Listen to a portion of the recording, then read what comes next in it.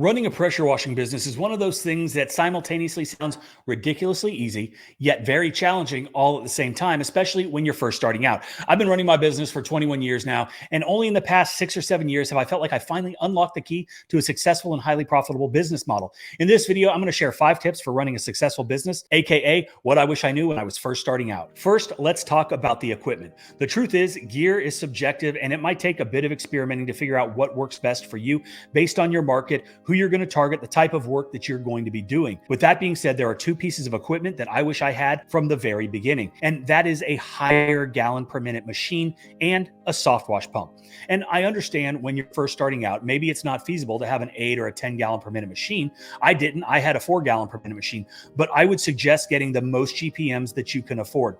The higher the GPM, the more efficient you can be, the faster you can work, the faster you can surface clean, the faster you can rinse down the house. And speed and efficiency, coupled with doing a phenomenal job, equate to higher profits and happier customers. And that is why I say flow equals dough. But there are also a couple things to keep in mind when you are looking to purchase your first pressure washer. We already covered the first, which is the higher the gallon per minute, the better the machine. The next thing that I would suggest is really thinking about where you buy your equipment. Obviously, you can run down to the big box stores and you can grab a pressure washer off the shelf and be on your way and get started. You can even find something as high as, say, a 4,400 PSI 4 gallon per minute machine for about $900. But please understand, this was not designed for a business. These are homeowner units. They are not intended to be run for what hopefully will be 8-hour days, 5 days a week. And just understand, these machines are not intended. They were not made for this purpose. These are for the homeowner that are going to use them a couple times a year, maybe pull them out on the weekend and rinse off the car, but definitely not for a professional pressure washing company.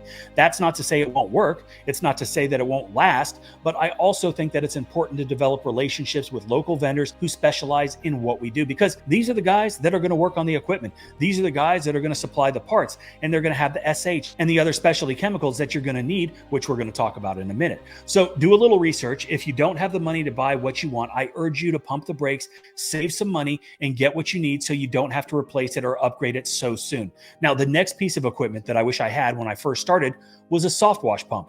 We didn't use any kind of 12-volt air diaphragm gas-powered soft wash pump for probably the first 6 or 7 years that we were in business.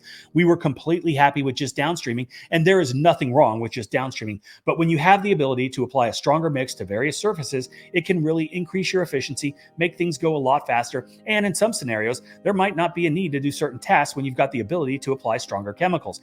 Perfect example would be a driveway that needs to be washed. Homeowner calls, they want it washed, they don't care how it gets done, they just want it clean. Now, most of us would just throw down a pre-treatment and surface clean, rinse it, and be done. But in some scenarios, driveway may just be a little dirty, right? Slightly dirty, maybe a little organic growth, nothing else. And a nice soft wash of the driveway can give that same result in a fraction of the time. I'm also going to talk about niche services and more profitable services in a minute, and having the right equipment to do that is absolutely essential. So before we move on to tip number 4, I would venture to say that equipment and marketing are equally as important when you're first starting out. I would also say that it's paramount to understand that success isn't just about having the best equipment. It's also about marketing your services effectively.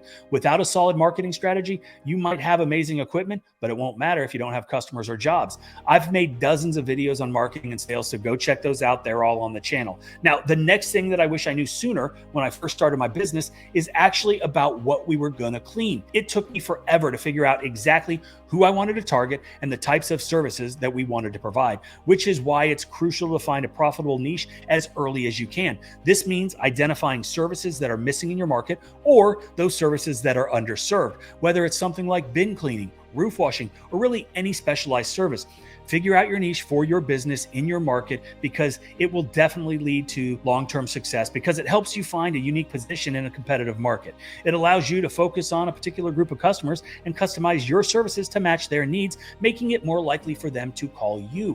Specializing in something helps you become the expert in the area, and we all know that people like dealing with experts. And this also does a lot for your reputation, helps to build trust with your customers, get more referrals, and obviously steady growth in your market. And now on to the third thing that I wish I would have known more about when starting my business, and that is diversity. And I'm not talking about that in the woke sense of the word. I'm talking about diversity in what you do. When we first started, all we were doing was sidewalks, dumpster pads, and receiving areas for restaurants. At that time, I was unbelievably thrilled because this was very consistent route work that we did every single week, and we could count on those paychecks every single month. And that is something that is of tremendous value when you're running a business and reliant only upon the business that you can generate yourself. But unfortunately, I found out very quickly when the economy took a tremendous dive that my customers, my restaurant customers, were seeing less business, which meant I was seeing less business, and I had to diversify by default. So obviously, I wish I would have been more diversified before I was forced to be. And that is why I think it's unbelievably important to diversify your services. Avoid putting all your eggs in one basket. I would definitely recommend dabbling in residential, in commercial, in industrial, multifamily, and obviously route work because it provides stability, and all of these things maximize your income. And yes, find your niche, but also don't only service that niche. And the fourth thing that I wish I knew more about when I first started my business is what software I really needed. How important it is to have the right systems and software in place to collect all the data that you need in order to run a successful business. When I first started out, I wasn't keeping track of customers for years. The administrative side of my business was non-existent. I wasn't tracking anything. Fortunately, today, there are tons of options that are very easy to use, and it can be overwhelming, and it's kind of difficult to figure out what exactly it is you're actually going to end up using. For me personally, I was using a bunch of different apps. I was using quoting apps, I was using scheduling apps, I was using accounting apps all together, but not really all together, but they were kind of doing what I needed to get done. But it was time consuming, it was time wasting, it got really expensive, and it was actually creating more work for me than it was actually helping. And because of that, I decided that I was going to build my own app, Quote IQ, and build exactly what I needed for my business. And I wish I had Quote IQ from the very beginning.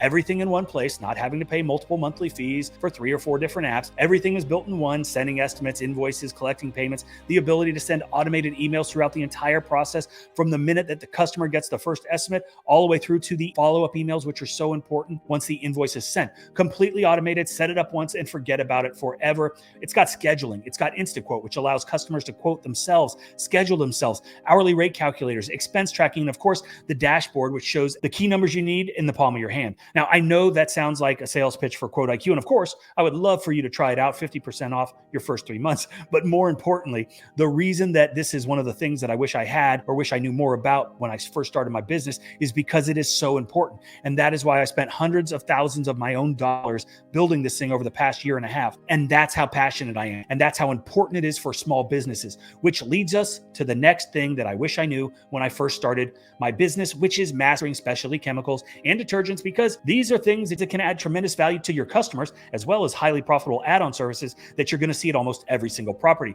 And if you know what chemicals to use, what detergents to use, you know how to apply them, you know how to quote them, you know how to sell them, then you are going to be that much more profitable. Think about oil stain removal. Think about rust stain removal, oxidation removal. Homeowners need these services, but they might not even be aware that they exist, right? Or they might not know how to do them themselves. And that's why it's important to become an expert in this department and obviously charge accordingly for these super valuable services. And if you want more information on this type of specialty chemical, these specialty upsells, as well as how to clean everything on a residential property, check out How to Wash, $100 off. If you're watching this video, I put a coupon code down below. And not only that, but you get ECP certified and you learn everything you need. One other thing that I wish I would have learned early on is the importance of the follow-up, as well as how important it is to get back to your customers as quickly as possible with every interaction, whether that's the initial estimate, dealing with scheduling, to follow up after the job is complete.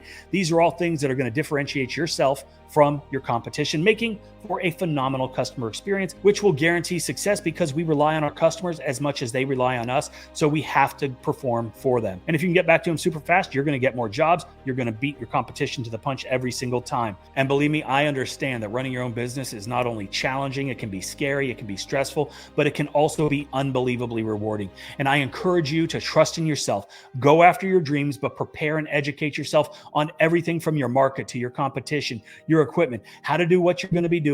The truth is, it ain't easy starting a business, and you're going to run into times when you don't think you can do it. You don't think it's worth it, but it can be, and it will be if you put in the work, you don't give up, you believe in yourself. And if you have any motivation or any tips for anybody else who is just starting their journey, and also if you've got any requests for future videos, feel free to leave those in the comment section down below. And I appreciate you guys watching. Thanks so much.